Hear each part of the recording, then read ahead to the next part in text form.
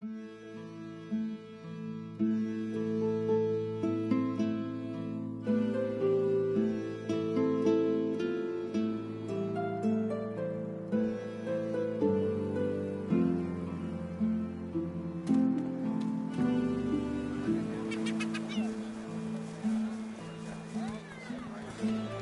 you holding up? Not in any mood to talk about it.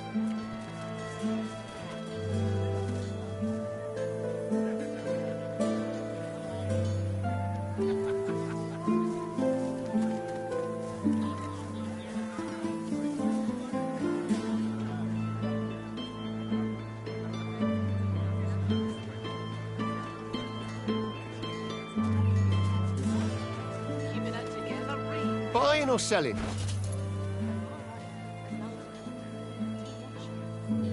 You're safe among friends.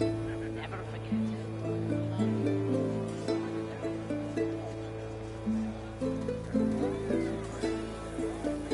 Smells worse over here than a dozen rotten eggs dropped in a vat of vinegar. Then don't come over. Not like you're buying anything. I don't come visit your ton. Wouldn't you like to know?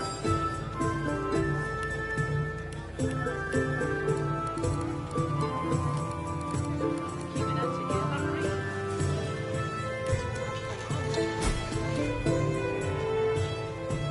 You're safe among friends. Never forget it.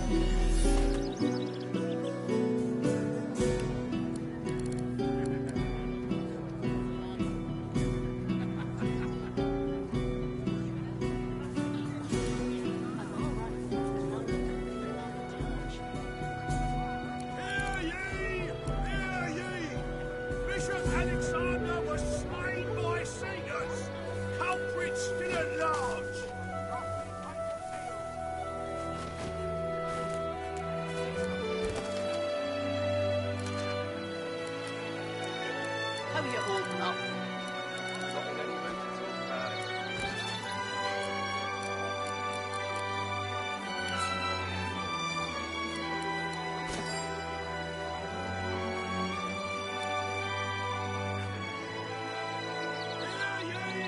Hear ye! Queen Justinia executes 24 noblemen for insubordination! Keeping it together, Bree. I'm all right, as long as I don't think about it too much. You're safe among friends. Never forget it.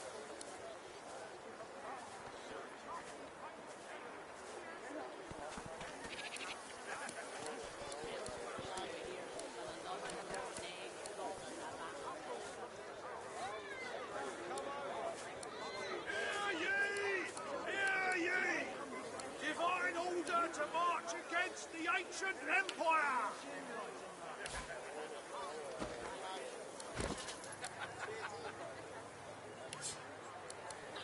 Keeping it together, Bree. I'm all right, as long as I don't think about it too much. You're safe among friends. Never forget it.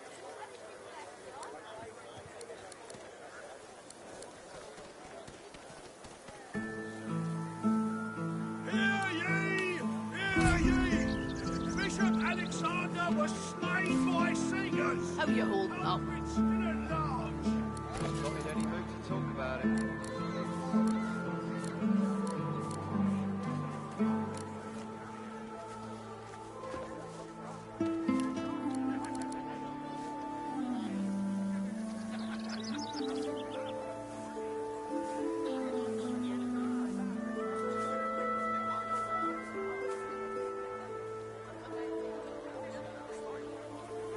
together, Bree. I'm all right, as long as I don't think about it too much. 2 dozen noblemen for You're safe among friends. nation. Never forget it.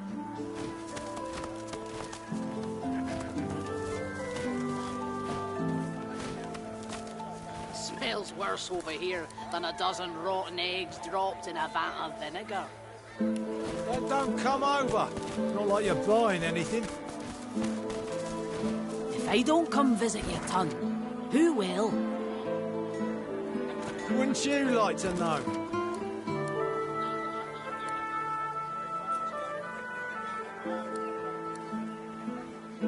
Keeping it together, Bree. I'm all right, as long as I don't think about it too much. You're safe among friends. Never forget it.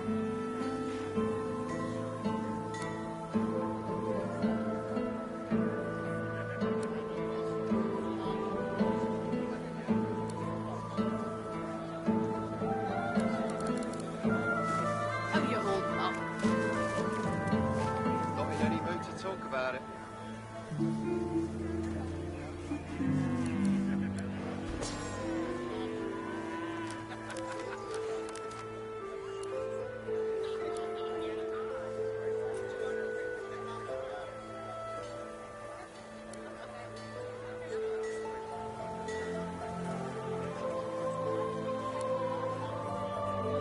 Keeping it together, Bree. I'm all right, as long as I don't think about it too much. You're safe among friends. Never forget it.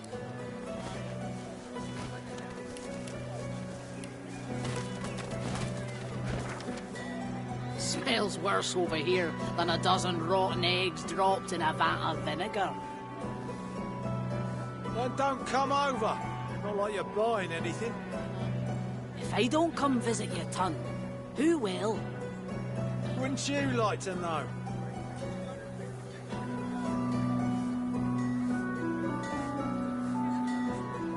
Keeping it together, Bree.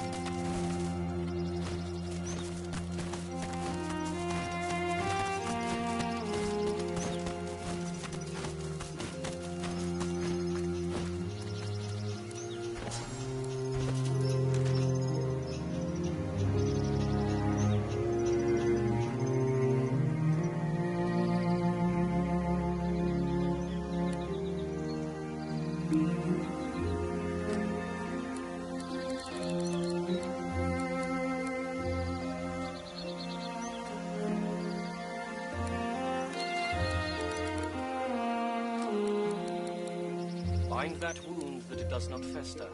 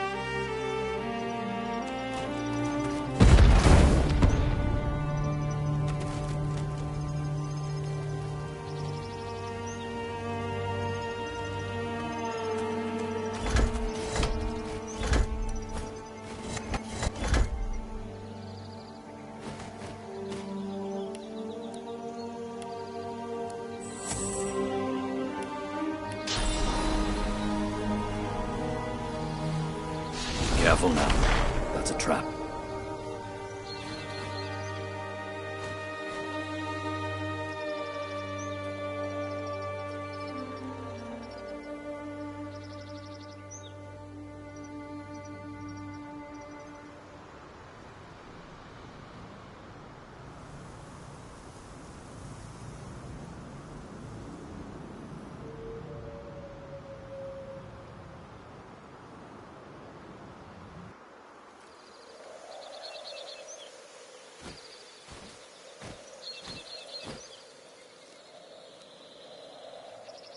An enormous tree towers above the plain below, staid and solid amidst the minefield at its feet.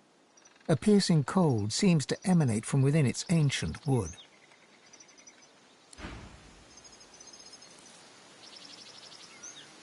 An enormous tree towers above the plain below, staid and solid amidst the minefield at its feet. A piercing cold seems to emanate from within its ancient wood.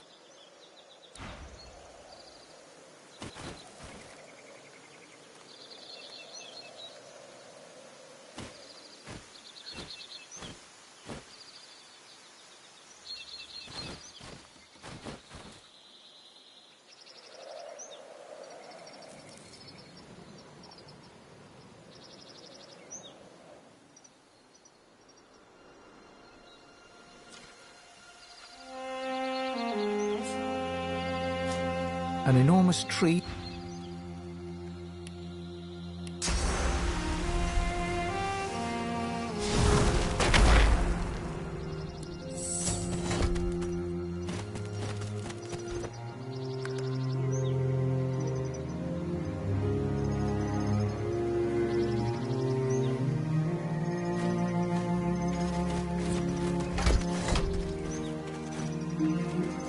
The elf spirit seizes you by the shoulders, but you feel nothing. His eyes are panicked, and he appears to be shouting something, but you can't hear him. He screams on, but with another's voice. An elven child, in terror and in pain. The fog, the fog, the fog! Those screams will never leave you, even after your death.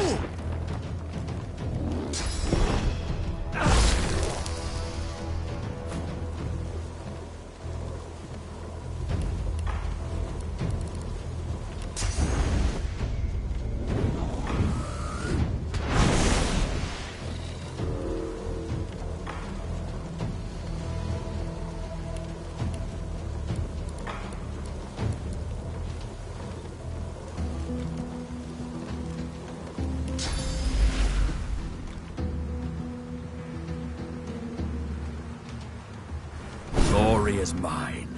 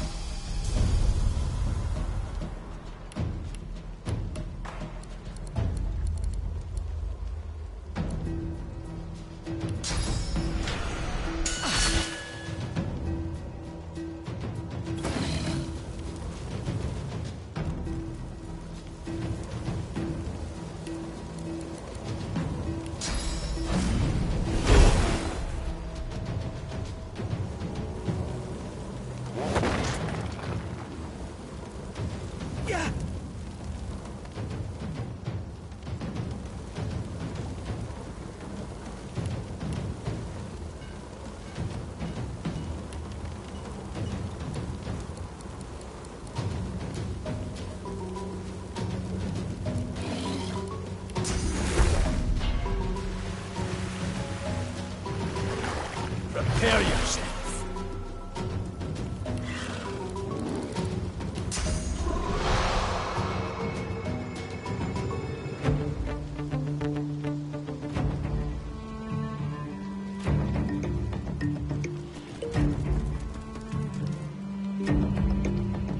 Cornet.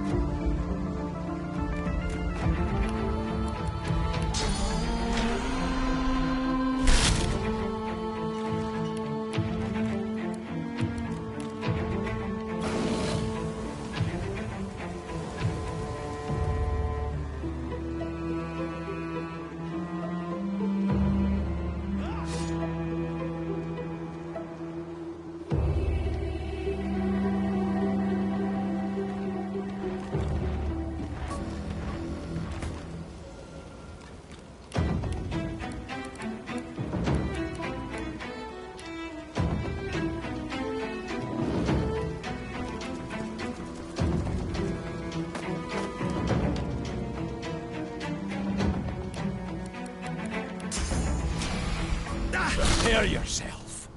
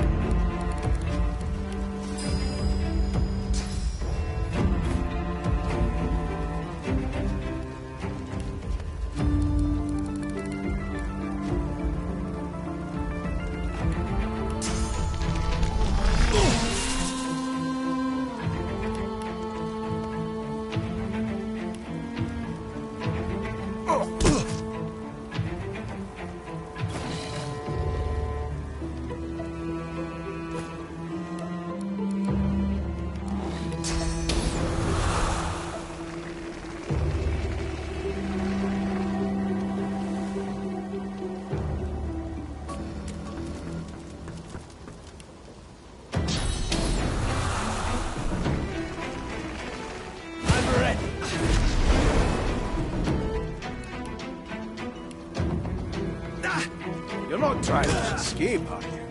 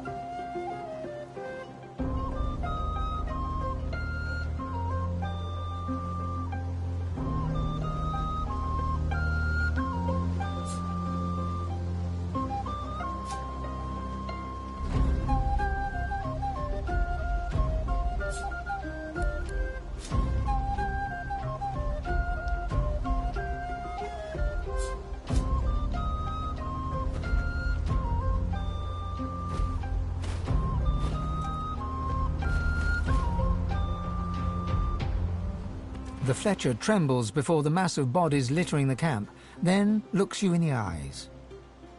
They're dead. That means I can leave.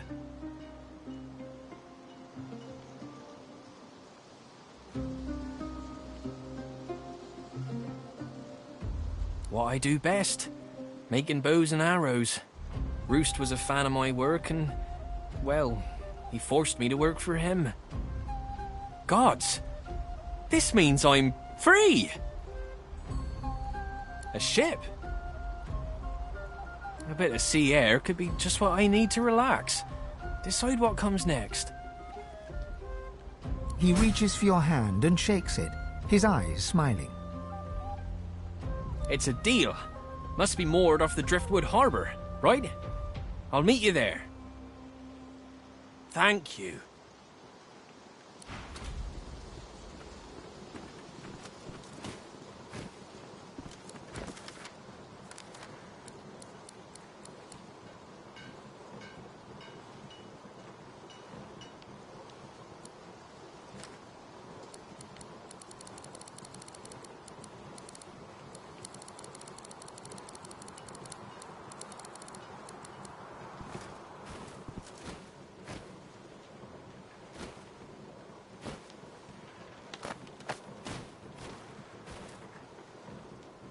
Claim your fee in knowledge. He holds out his hand, index finger forward. A spark crackles between you. Visions flash before your eyes, you using the air to cow your foes, or mastering water to leave them cold and helpless, or watching them fall as the earth moves beneath you.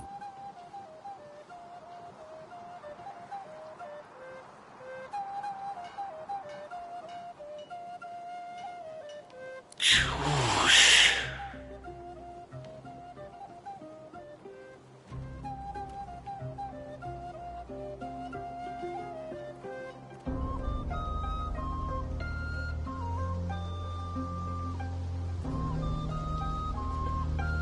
He touches the tip of his finger to yours. Your mind opens, and a secret of the air implants itself within you. He smiles. Use it well.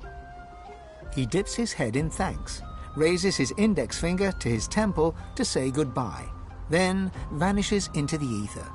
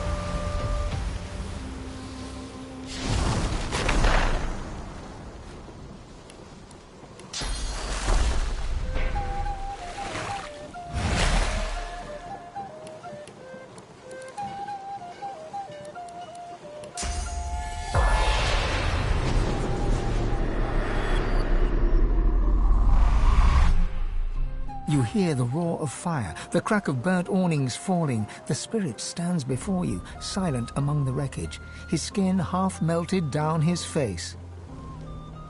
He turns his gaze towards the corpse of Lone Wolf Pigsbane. His peeping skull cracks into a grin. He turns to you and bows. The spirit's grin lingers as the spectral flames around him fade. Skin reforms around his skull. He is a handsome man with gentle eyes. He waves and vanishes.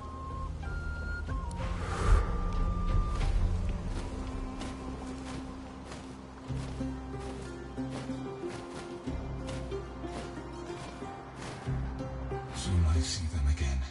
I see them on the other side. Soon. Soon.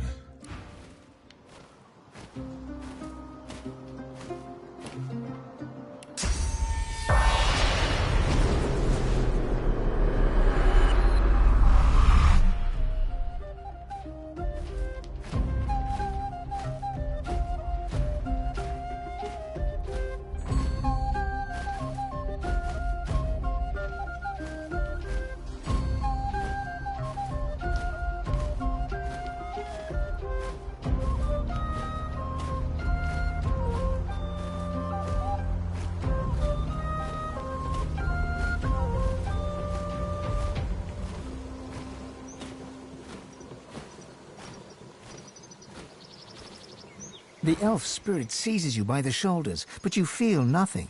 His eyes are panicked. He screams on, but with another's voice. An elven child, in terror and in pain.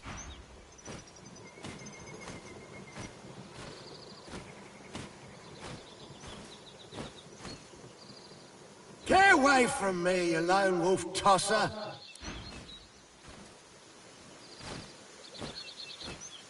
The ghostly elf stands protectively over his corpse. You are a warrior, proud and true. You saw your people die as the death fog consumed the forest. You heard them scream and then fall silent. You came for...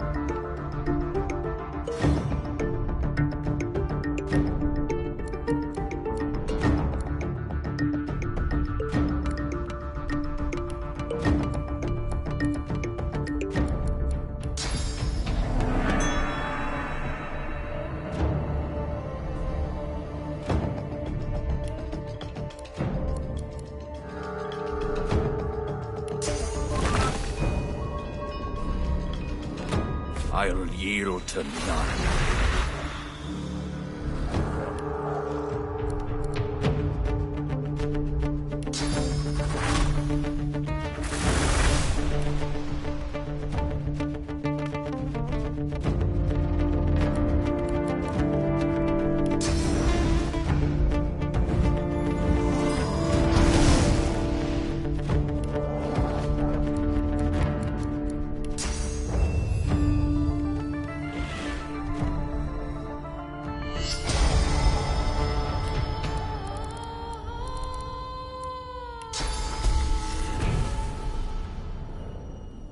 Ready.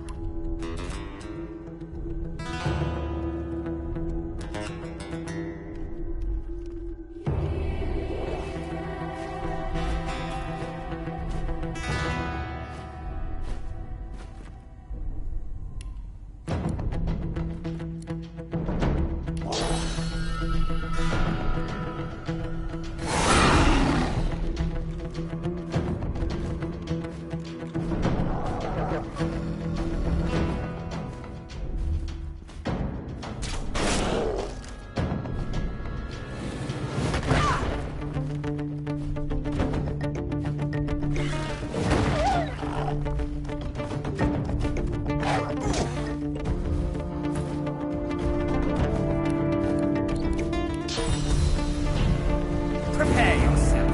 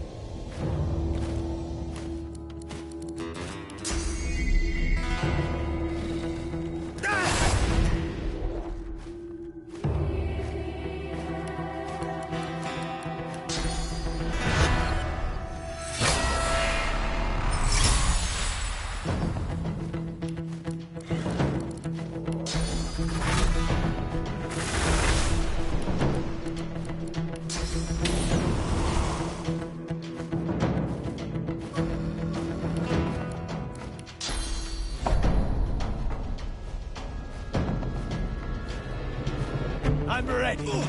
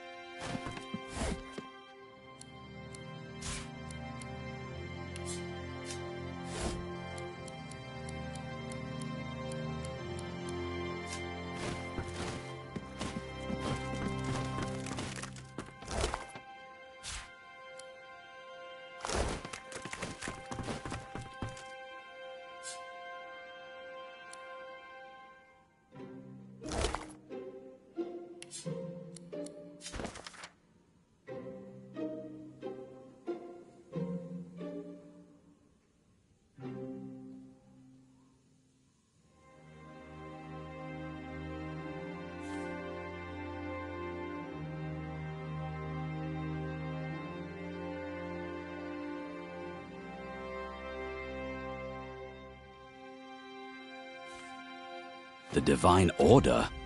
What the devil? The contract seems to predate Alexander's ascension, too.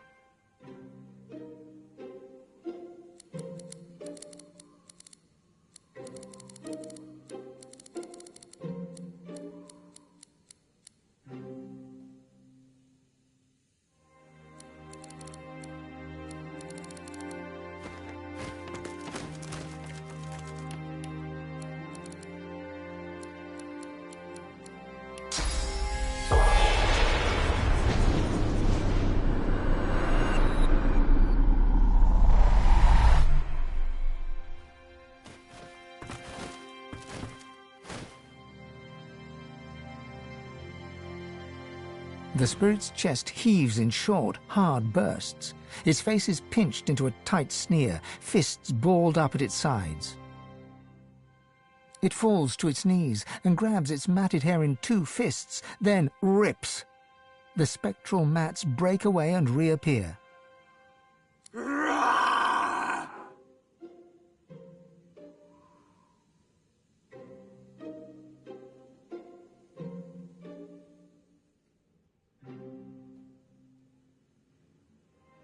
You!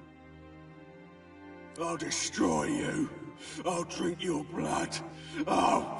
Brah! Shove your questions. Swallow nails, you. You. Brah!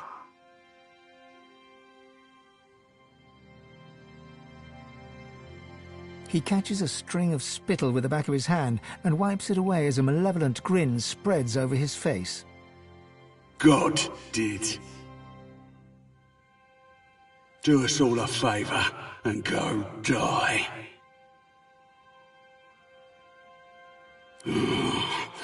Does it matter? They won't stop.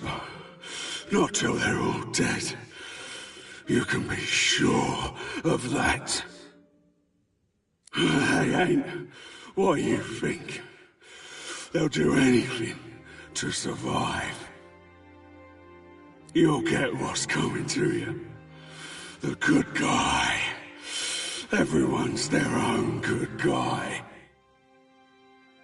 He scratches at his scarred face with spectral nails, digging deep grooves that instantly vanish. No.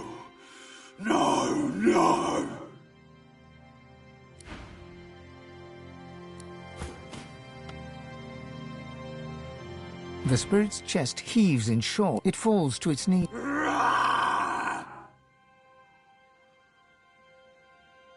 Shove your question.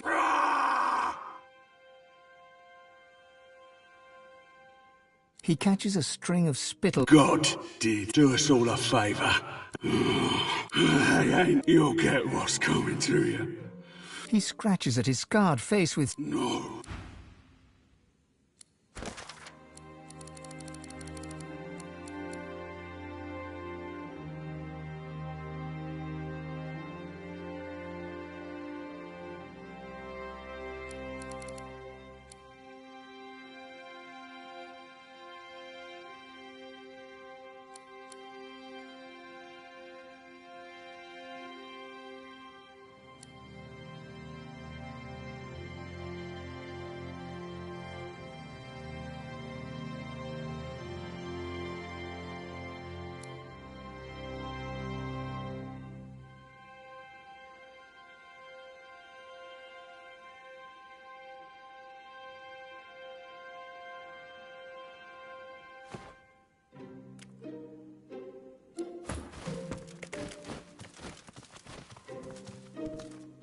He's gone.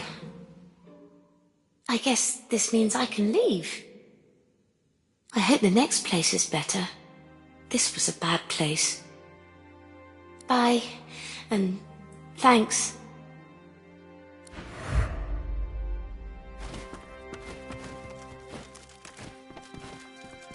You made the bad man go away. You did it. He can't hurt me now. The child smiles a ghostly gap-toothed grin and waves goodbye.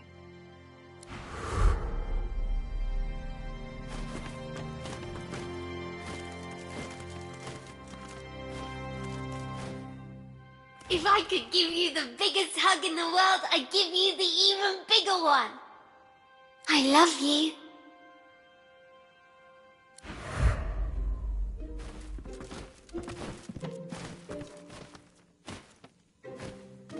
He's gone.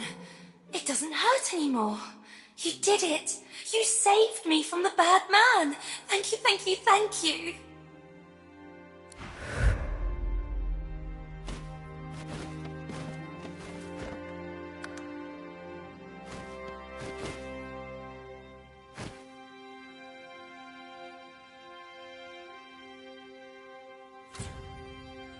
I know you come for me again.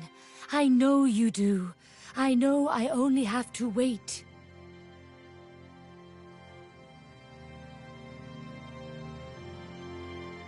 I am fine. I am fine when I return to my people.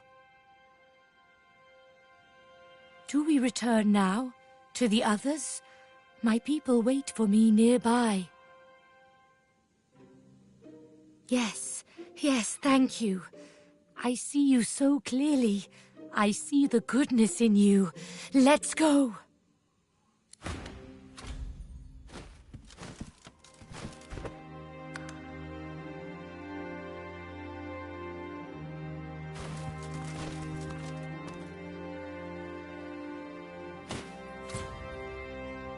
The surface of the mirror ripples with a sickly haze. As you gaze into its surface, the haze forms shapes, and the shapes jerk into a figure. You see the outline of a skull, perhaps once an elf, though the flesh has all but rotted from his bones. What remains is the flat, dull colour of sick. He looks familiar somehow, but you can't quite place why. Behind him march ornately clad Black Ring. The picture flickers, fades, then returns in full relief. Beneath the din of the marching soldiers, or perhaps alongside it, a voice snags in your mind, like a fishhook in an open eye. It makes a demand. Tell it if you killed another Godwoken.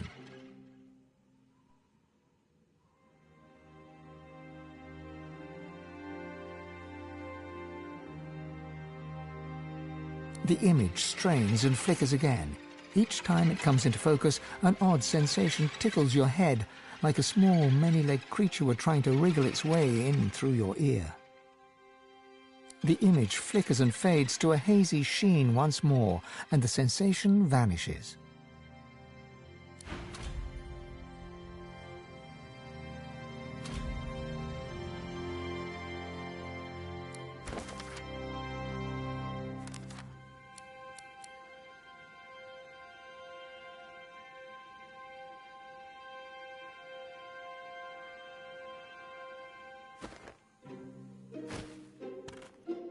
There's no denying what you saw.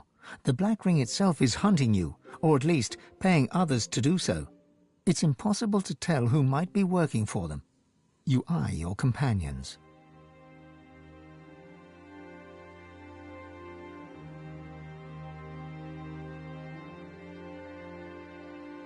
Man's best friend is his sword. His only friend to boot. Only thing to do is keep your friends close. So close you'll be able to whip out a short blade in time, if they look at you funny. Money makes blind. I wonder how many of you can still see the light of day.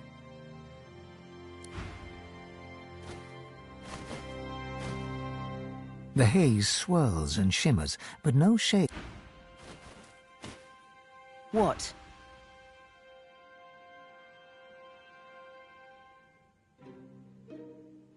She smirks quite joylessly. You heard the way he spoke to me, didn't you?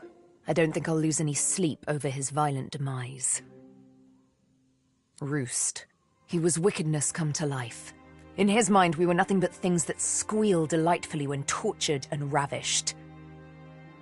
She looks at you intently, with searching, questioning eyes. Does such a creature deserve anything less than death?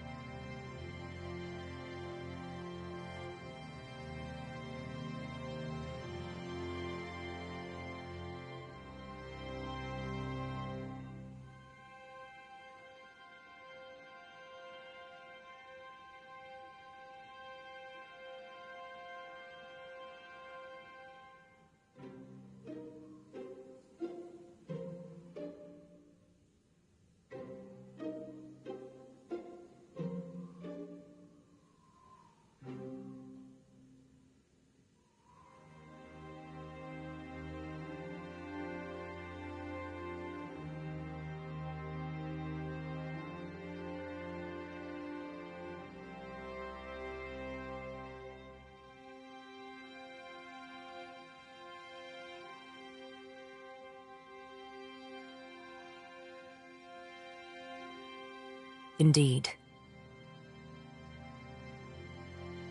The names on my left arm.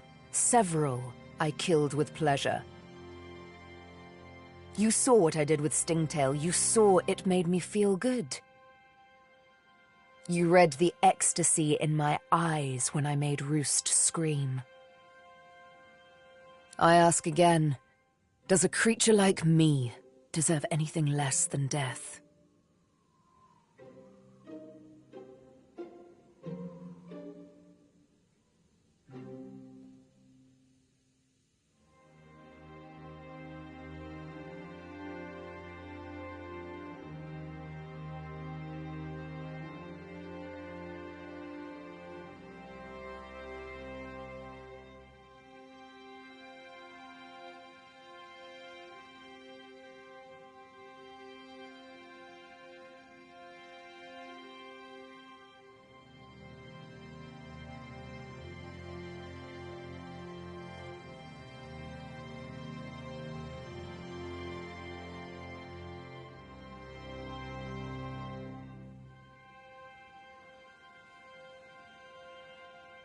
But that's not what I want to hear.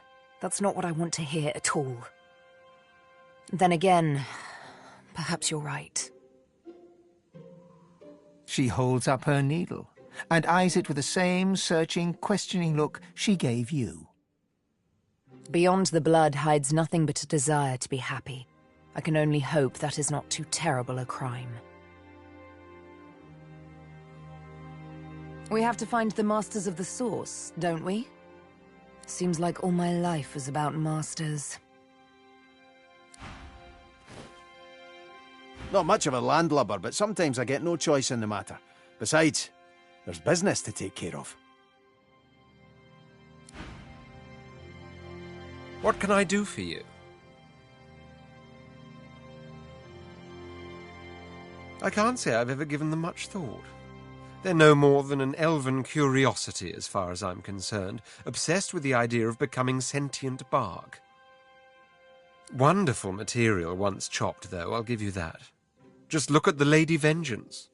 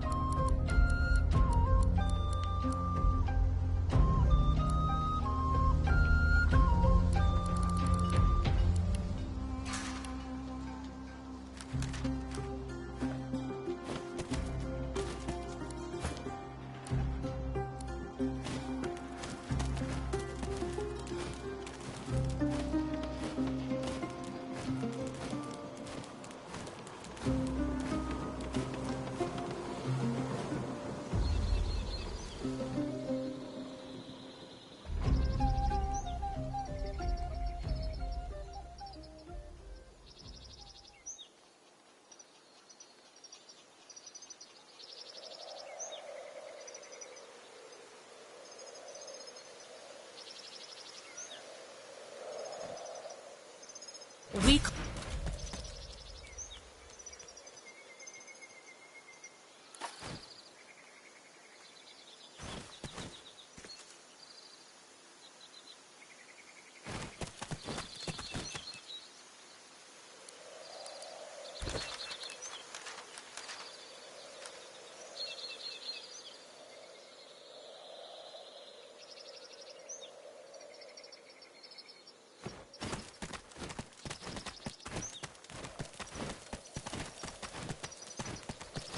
Bind that wound that it does not fester. My baby, my girl, there you are. Mother! Honored one, we have time to speak later, but first I must speak to Sabine. Too long do I keep silent, too long do I wait, no more. I long await this moment, Sabine. Finally we speak among tree and kin. Sahala pats Sabile's right arm with a warm, motherly smile, but then her fingers run across the names tattooed upon her skin, and her blind eyes see it all. She pulls her hand back, as if scalded, shock temporarily overpowering her. My child, what is wrong? These names, they're the names of the dead, of the scions of our people.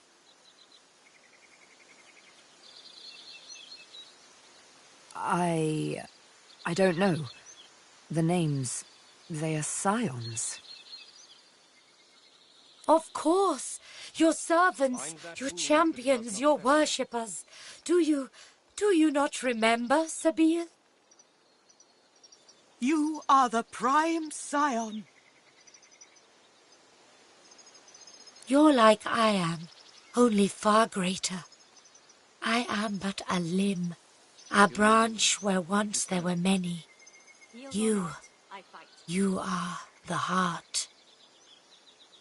You are the hope for our new homeland, the promise of our future, the very reason we do not give in to despair. You speak falsehoods. If I were a scion, I'd know it. I'd feel it with every beat of my heart.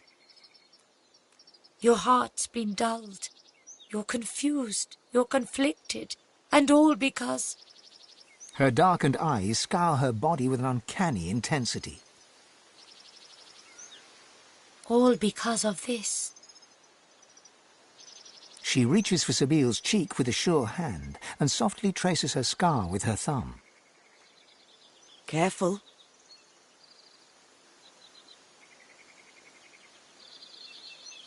Such unspeakable horror, this thing.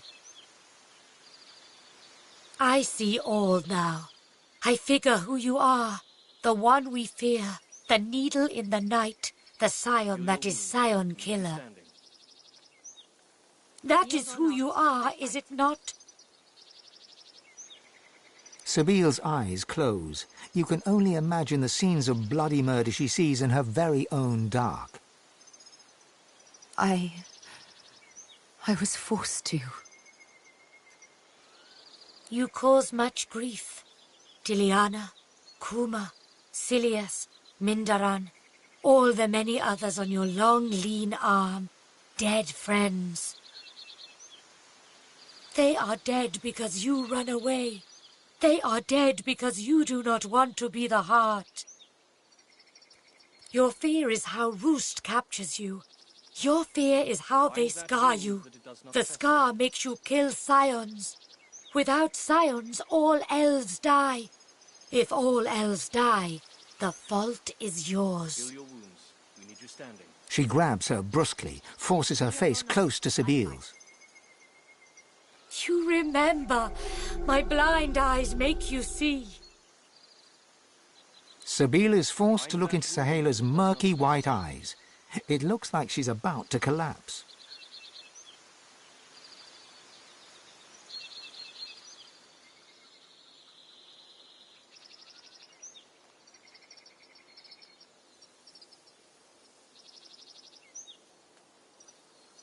You can feel her drawing grateful strength from your support.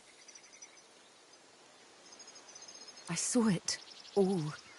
Me, the prime scion, destined to be the heart that pulses at the center of all ancestor trees. But the great mother tree spoke of death and domination. I hated her, fled from her, only to end in a strange land among unkind strangers. First there was Roost, then the Master. She smiles and strokes your cheek. Thank you. But we understand not. We demand you be the heart. You are the greatest of us all, the prime scion. We need you. You must go to the nameless isle where the mother tree roots. She is sick with fog that undid so many. She is dying. We've need of a new mother. Of you.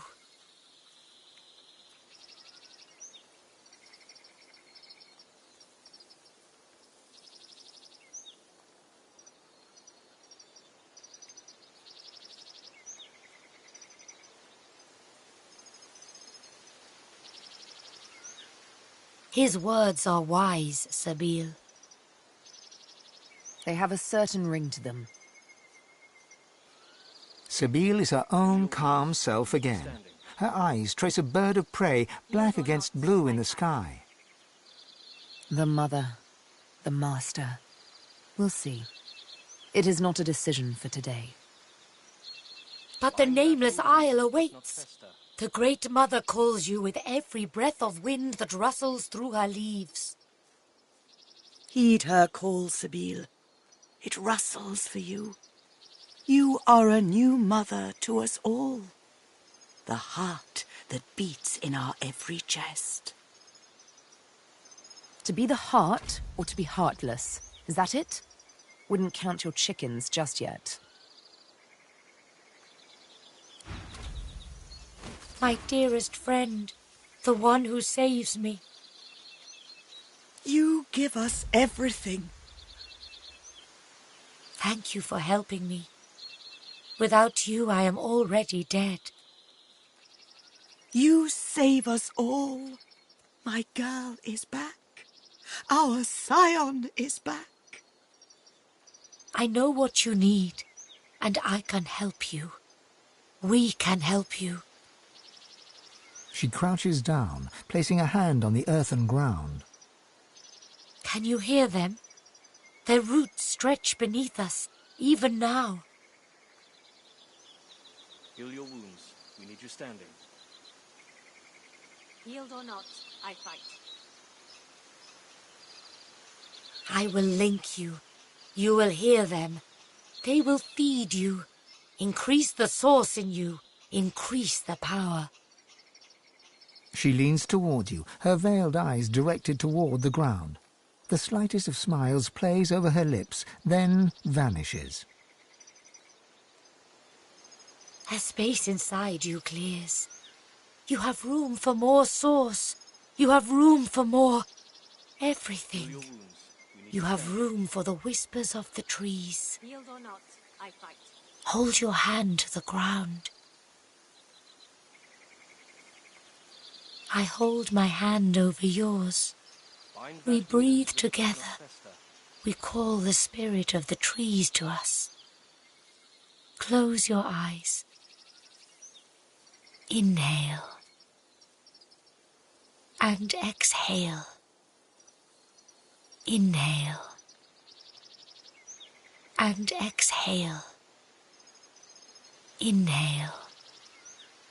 With each in-breath, the voices flutter in, whispers at first, then gentle murmurs like water over rocks. The wind of the voices enters you as you and Sahala breathe together. It travels down your throat, into your belly, around your heart. Suddenly, your blood runs icy cold, then warms again. Each breath makes you stronger. The voices fortify you, quicken your pulse, make a space in your heart where, yes, a great power can inhabit you. You exhale, and the voices, all but one, no louder than a whisper, flutter away. The space within you remains.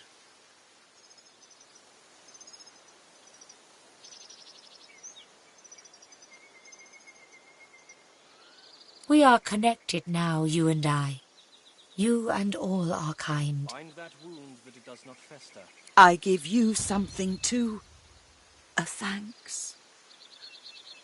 Take this spear. It destroys evil. It helps you. We need you standing. You help us more than you know. We make arrangements. We travel soon. I must meet someone who can help us. I say no more than this. But I do wish you good luck. And perhaps we meet again someday.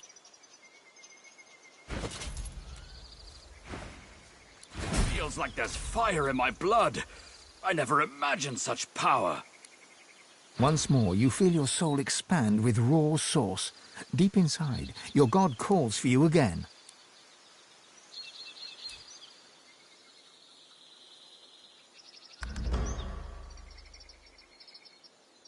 You should perform the Meister's ritual one last time, here or in Siva's vault.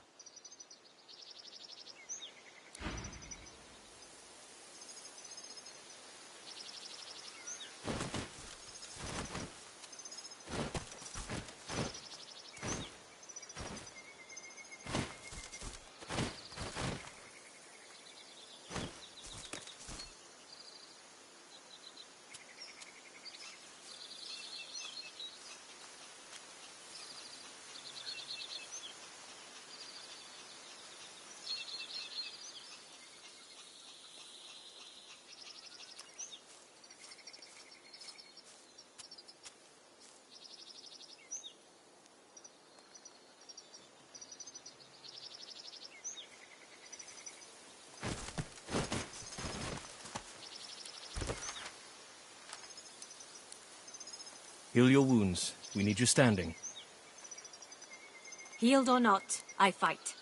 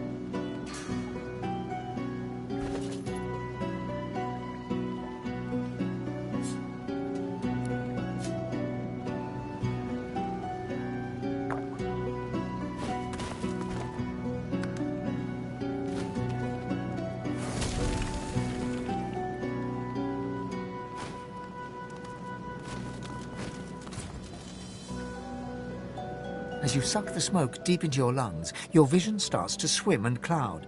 There is an intense pounding in your head, and you can feel the world fading. As the world fades away, you lose all sense of being grounded. You reach out, but you could feel yourself falling slowly, sinking into the depths of your own soul.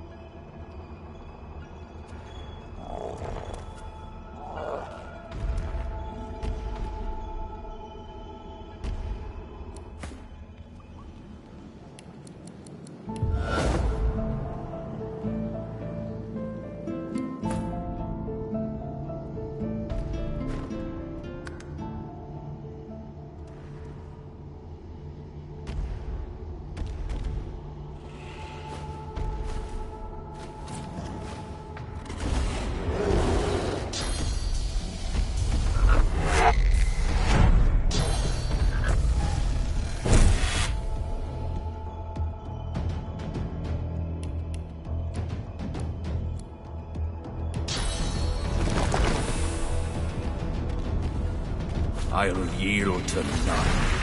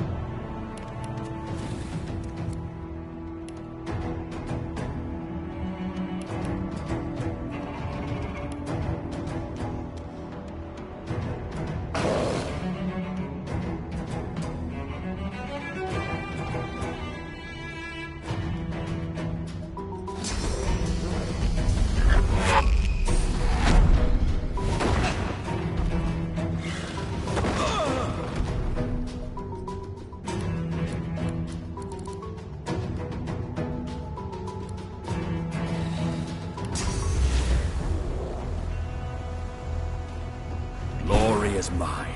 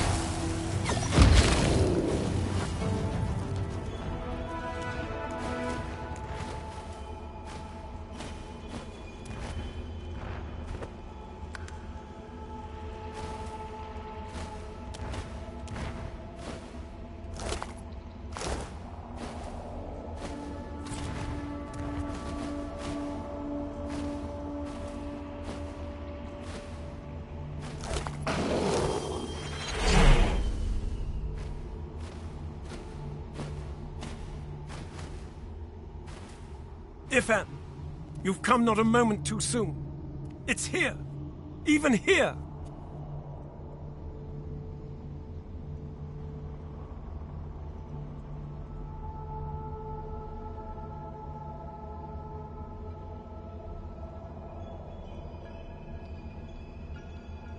We must hurry now.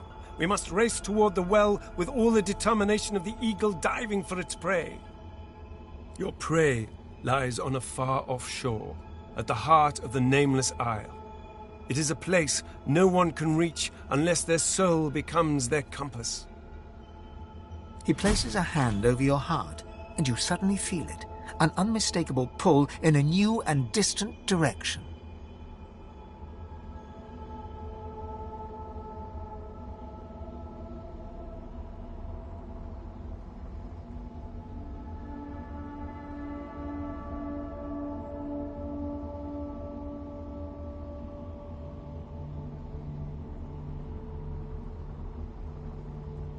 I'm sorry to tell you, but there is no such way. The battle for Divinity is about to begin in earnest. The other gods and their chosen will try to outflank us, just like we must outflank them. But I will be with you. I will guide you, stand by you. I will watch as you drink from the wellspring, and as its source surges into you. The void will be overcome, and you will be the god of gods. The end is nigh. Don't fail us now.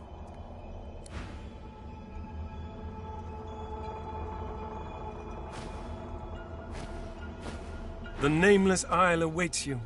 Divinity will soon be yours.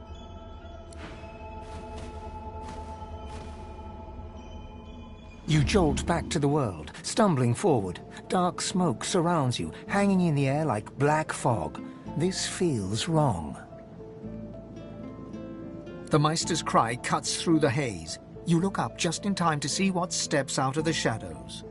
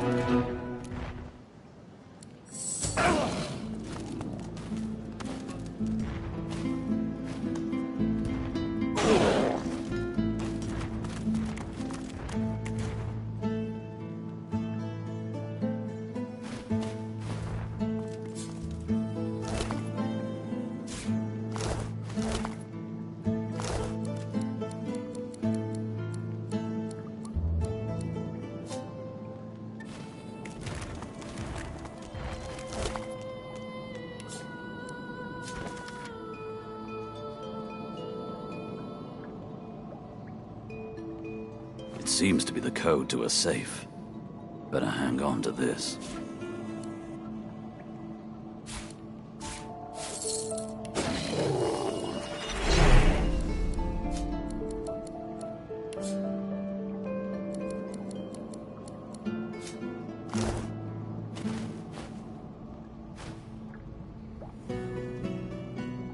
Go on then.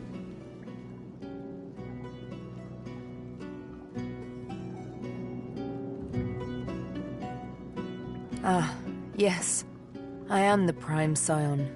A revelation that came quite out of the blue, which is somewhat ironic, considering I'm supposed to be my people's foremost memory keeper. Quite slipped my mind, though. A slave scar will do that to a girl.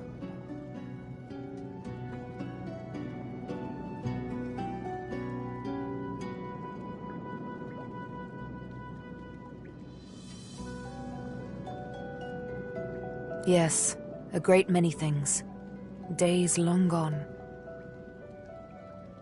She looks down, an uncharacteristic cast of melancholy passing over her face.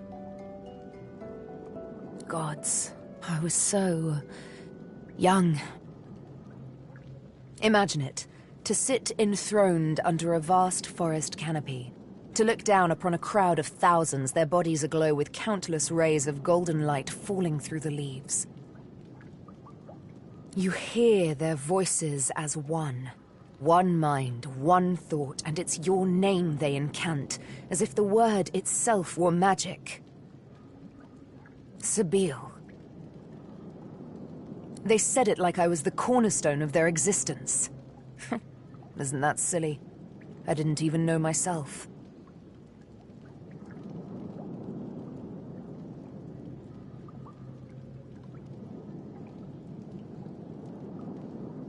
Good question. It's a very lonely thing indeed to be the object of a people's worship. What is revered is feared at the same time. She absent-mindedly fingers her needle, hesitates. I used to love poetry. I used to love wandering the forests for days on end. I'd swim in the rivers and forget to dress after. It was fine. I was alone. I'd bask in the sun, sleep nestled among bear cubs. Nothing out there would harm me. But always, they would find me, the Scions. Always the Mother Tree would call me back. For one day, I'd be free no longer. One day, my legs would be roots. To wander would be but one lone memory among millions.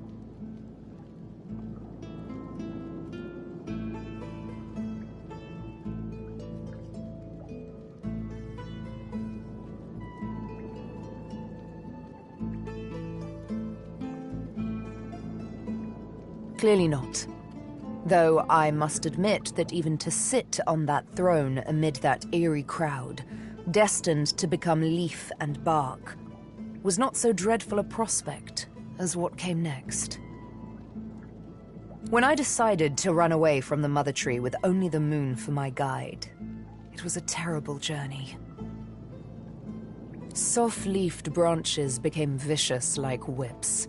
Moss-bedecked rocks became sharp, like the stone axes of old.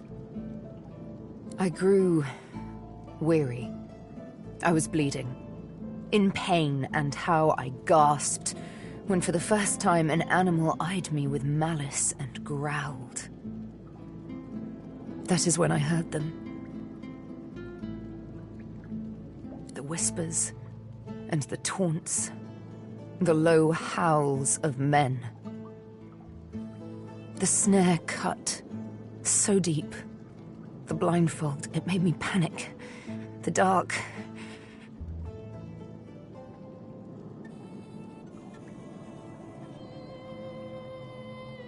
Somewhat to your surprise, Sabine doesn't recoil, but allows you to hug her.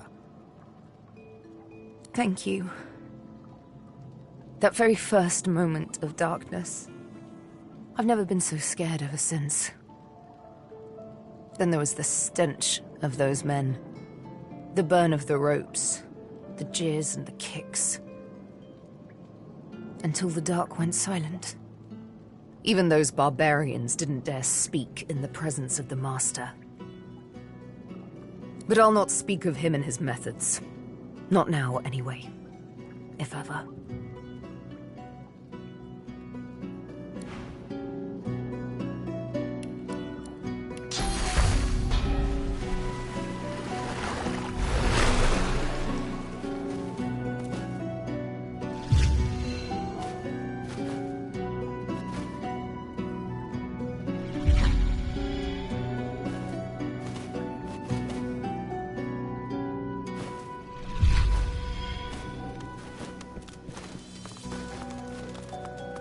Stay strong on your holy mission, Godwoken.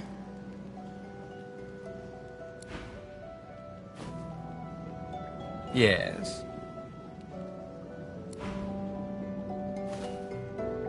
Not much of a landlubber, but sometimes I get no choice in the matter. Besides, there's business to take care of.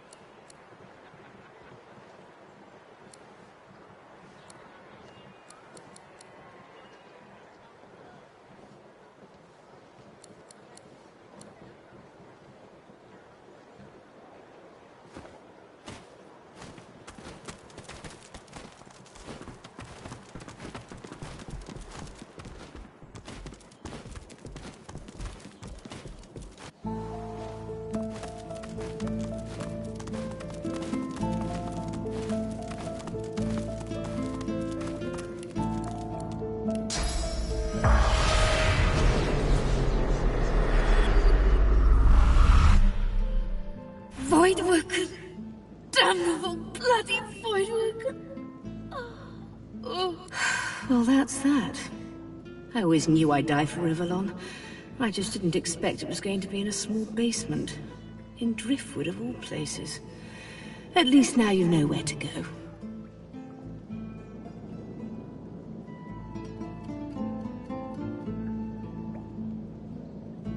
I was dying anyway. The Magister's purging made certain of that. I should probably send the Void a thank you bouquet. At least they were efficient about it. No. Today my death is not important. All that matters is that you find Malady and tell her the location of the Council. Just be wary. She is immensely powerful, and she is on our side.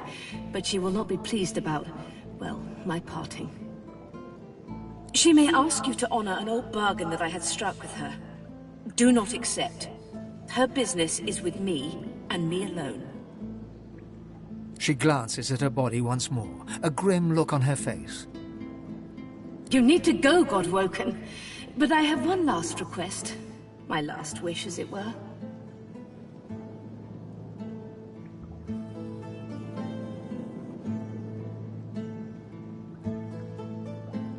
I want a statue. Something modest. A simple piece of marble and gold on the steps of the cathedral, glaring out over arcs. Meister Siever's shoulders slump, a tired, melancholic grin on her muzzle. I would have liked to see that city again. Just once more.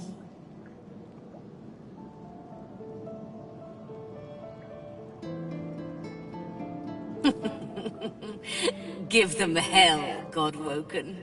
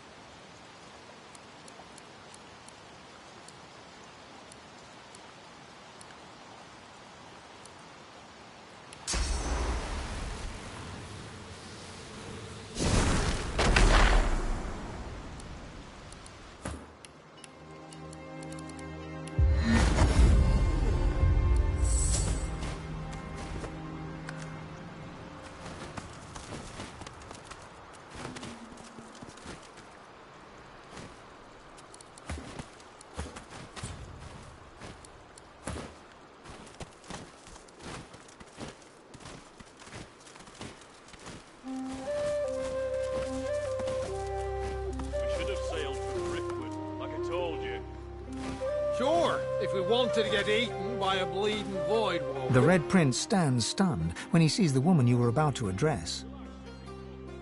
It is she. The woman I've dreamt of since birth.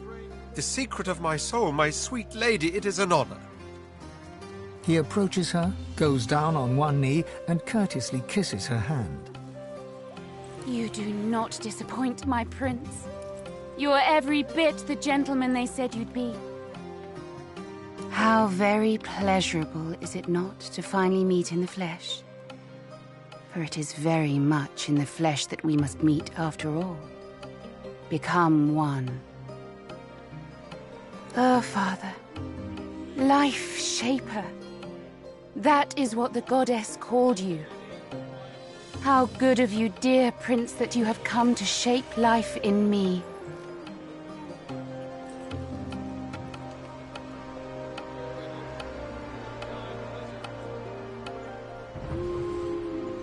She looks at you for the first time with a look of understated condescension that could rival the Red Prince's own.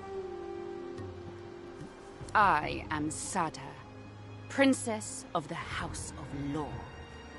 And you interrupt the destined union between the Red Prince and the Red Princess. Softly, she moves her body against his, puts her arms around his neck, her mouth hot against his ear. Let's forget for a moment all the forces that drove us here. Shall we, my prince? Let us think of nothing but ourselves. One amid a nest of Saturn. You and I, we know each other like only true lovers do. So at long last, let us become lovers. By my empire, yes. At long last, we shall become lover.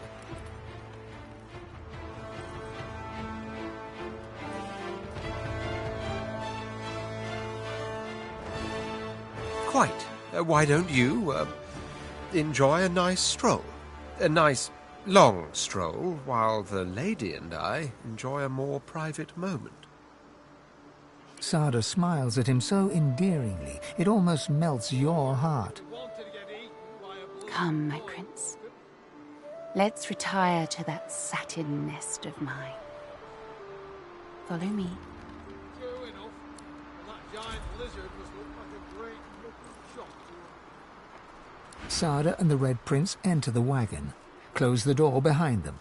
Nothing for it but to wait until they re-emerge.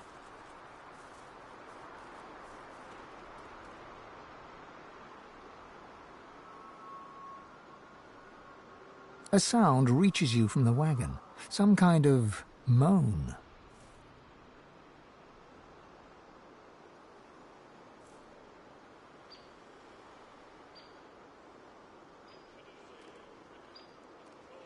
You take a step closer. The sound becomes more pronounced. There's definitely moaning going on, but what kind of moaning?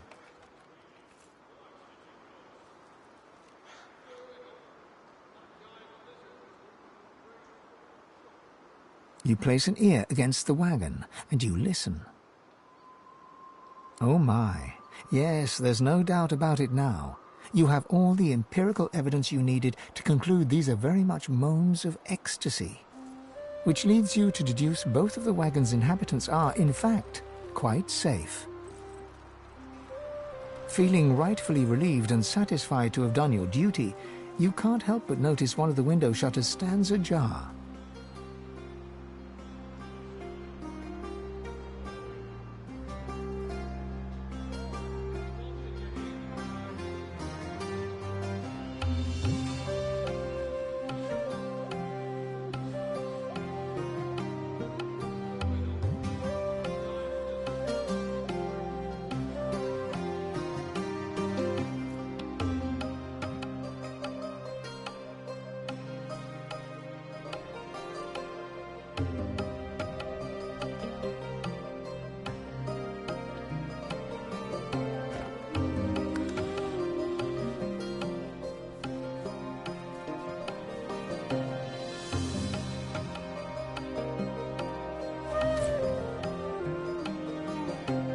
You stand on your toes and look into the window.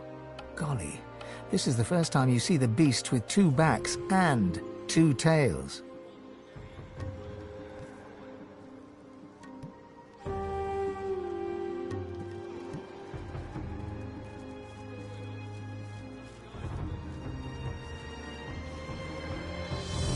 Holy, that is highly educational indeed. You wonder if... Uh-oh. Sada is looking you right in the eyes, and she seems none too pleased. There's a hustle and a bustle and a rush of naked bodies. Next thing you know, the Red Prince has opened the window, grabbed you by the collar, and lifted you up into the air. What in the name of Damien's demon-kissed arse do you think you're doing?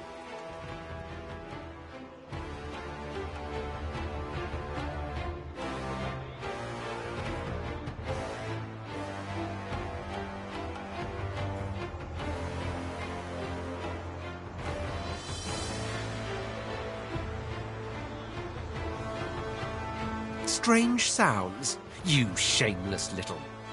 Without a further word, the Red Prince releases his grip, and you fall to the ground with a rather hard thud. Overhead, you hear him close the shutters with a bang. Spoil sport. Several hours later, Sada and the Red Prince exit the wagon hand in hand. He glares at you and is about to say something when you suddenly witness a group of lizards appearing as if out of nowhere. Their commander is a vile-looking lizard, his face the very definition of mischief. Chuckling, he addresses the couple. Well, well, well, look who's coming up for air. Mighty powerful noises I heard coming from that there carriage. Teensy bit jealous I am. Silence. You will bow before us and explain this intrusion, or by the seven I will cut you down where you stand. My, oh my, you didn't tell Loverboy anything, did you, Dollface? Naughty, naughty. You've been played for a fool, little prince. She's sworn to another. That's right. Your boo is betrothed to a very different kind of king. All she needed from you was a dollop of prophecy juice. I dare say she got it. You utter villain!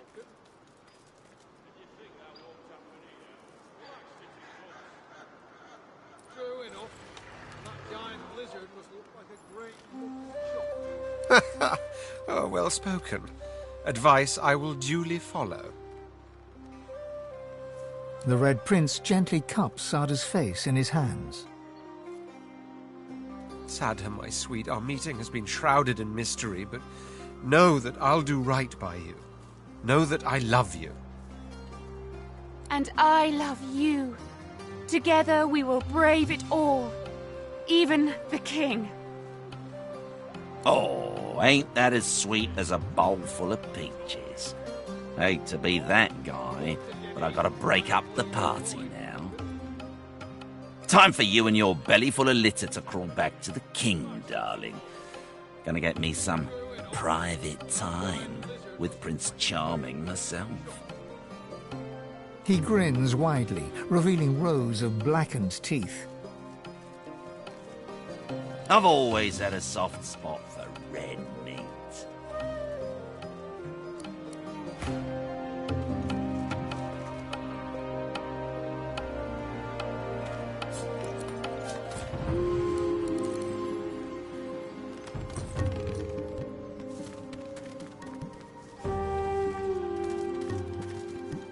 We should have sailed from Driftwood, like I told you.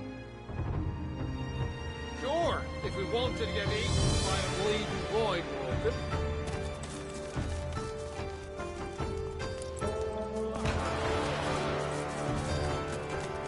True enough. And that giant lizard must look like a great shock.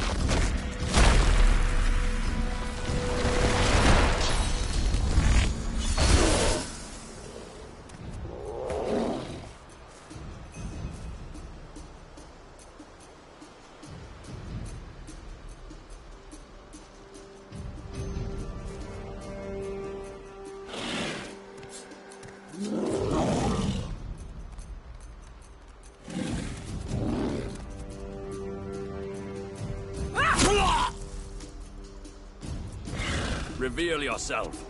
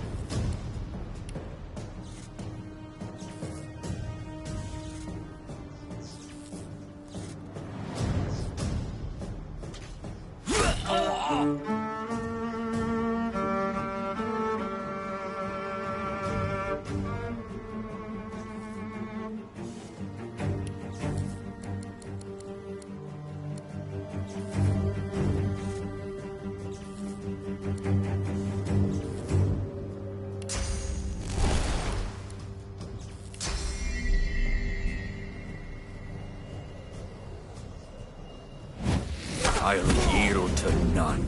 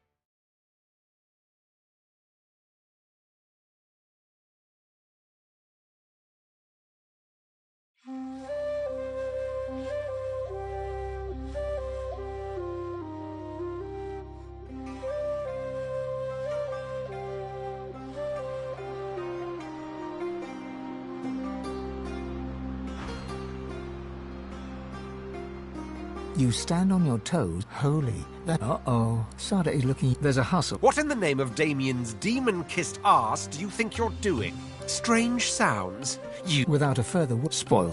Several hours later, their command... Well, silence. Maya, you've been playing... All she needs... You utter villain! The Red Prince... Sada, my sweet army... And I love you. Oh, time for you. He grins. I've always had a soft spot for red meat.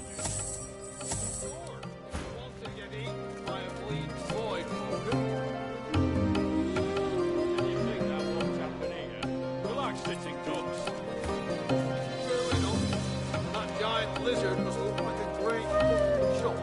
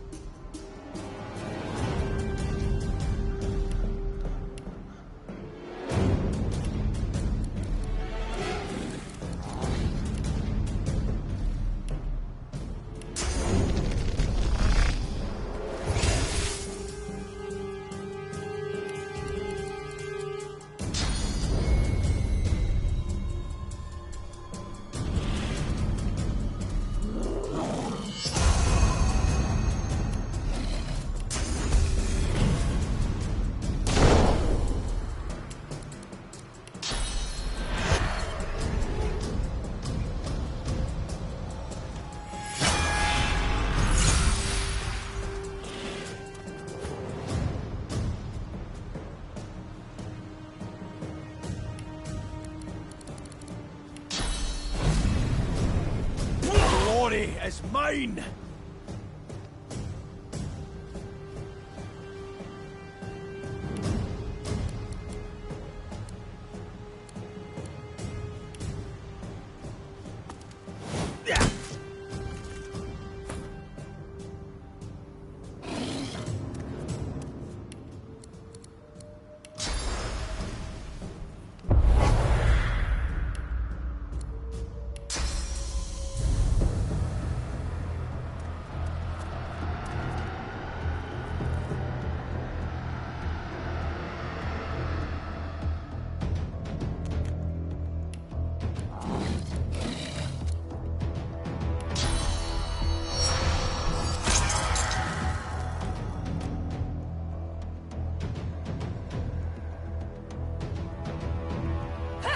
Hurts, doesn't it?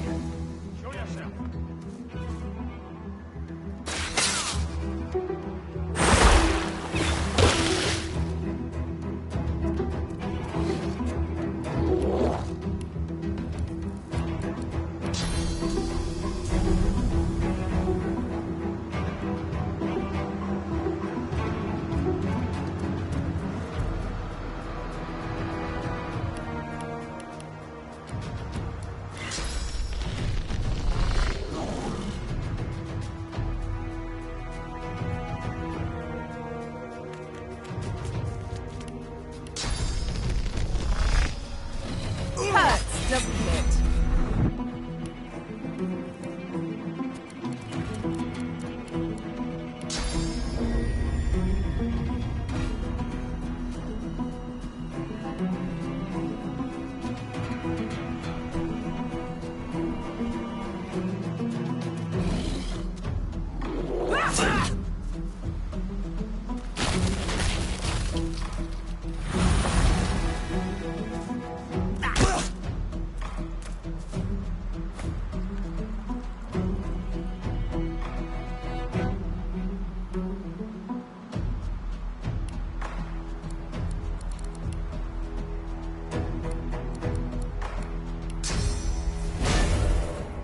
Prepare yourself.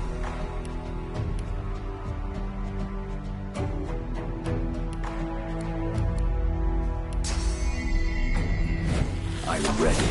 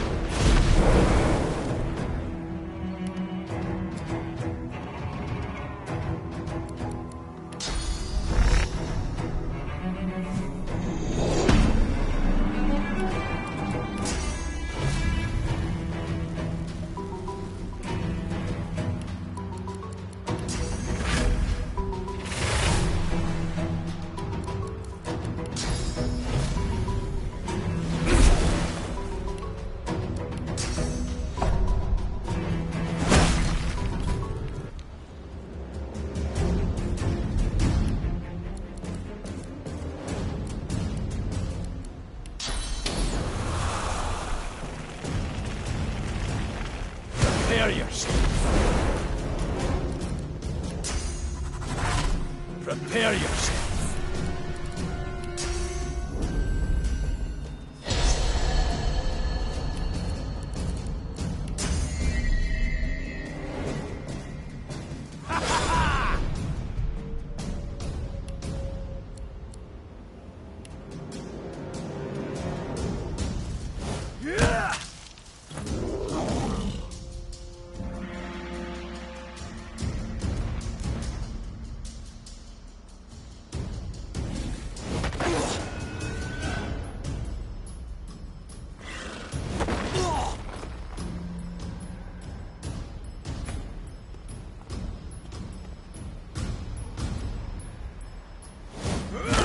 doesn't it?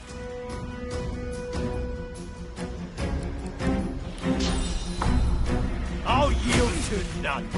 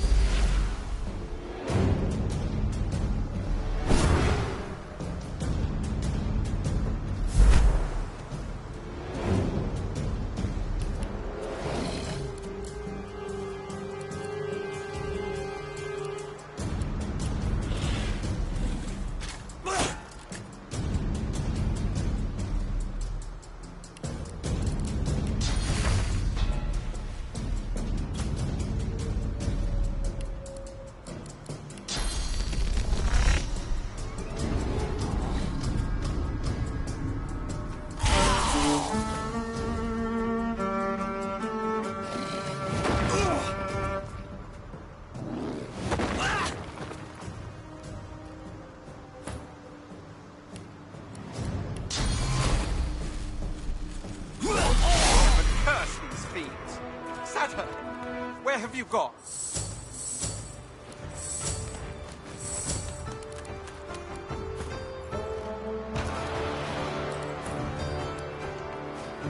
The Red Prince fondles a satin handkerchief, his face a scowl, his eyes two ember spectres. She gave me this handkerchief. Something to remember her by. Who would have thought so soon would come our parting?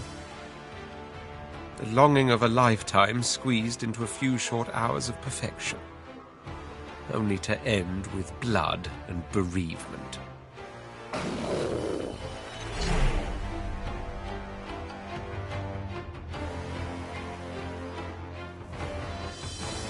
I will, won't I?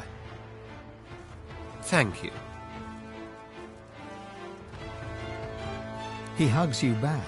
The embrace lasts and keeps lasting. When you finally pull away, you can tell he's somewhat embarrassed, but he smiles at you warmly nonetheless. We've become very good friends, haven't we? Even if you are a peeping Tom.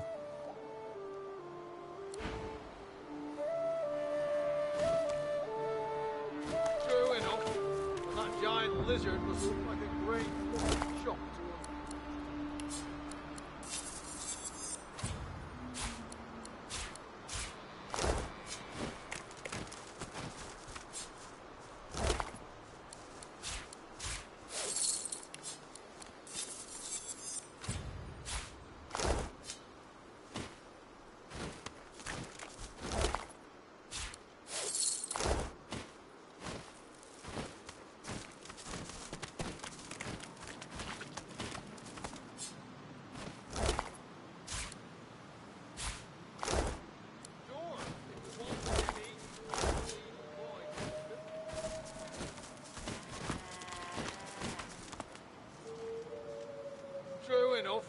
The great creature gives you a disinterested look. Yeah. For all the good it's done me. Still, can't complain.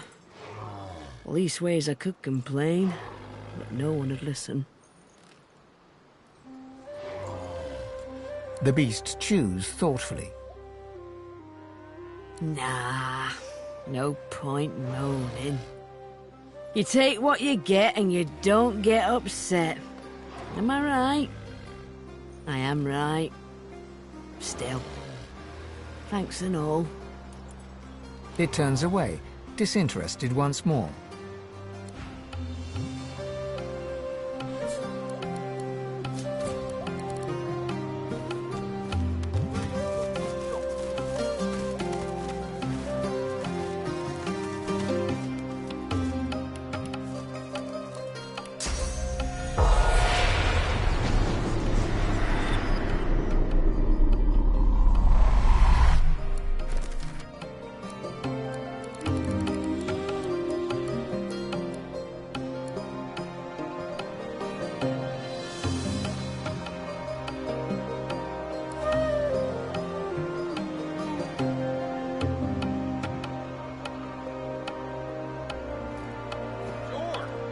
wanted to get eaten by a bleeding void, Woken. Move along, stranger. Not much to see here, but a bunch of sad saps with full carts and empty buckets. That's what it looks like. We're on our way to Arx to set up shop for Lucian's Day, but there's no hope of that now. Whatever's going on in Paradise Downs has good and blocked the path. And unless you want to get a mouthful of death fog or get carried off by a void woken, there's no other way in. Only hopes that Alexander and the D.O. will blow through here and sort this mess out. Well, of course he did. Of course he did. Let me guess. The sun's burnt out and the gods are dead too.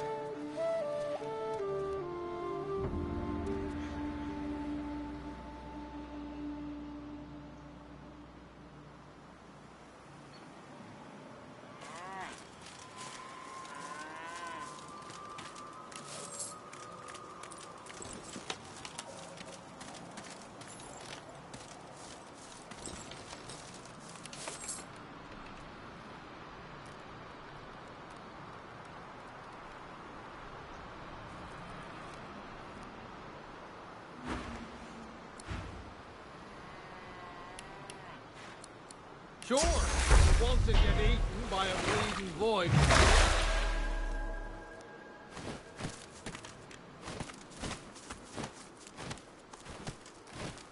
True enough, and that giant lizard must look like a great mutton chop to him.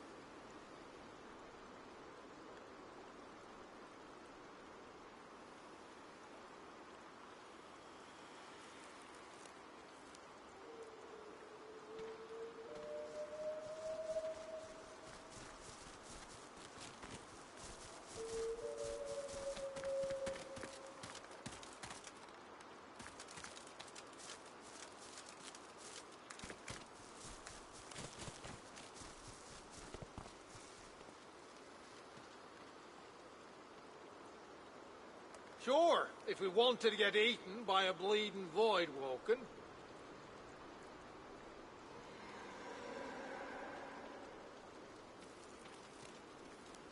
True enough, and that giant lizard must look like a great mutton chop to him.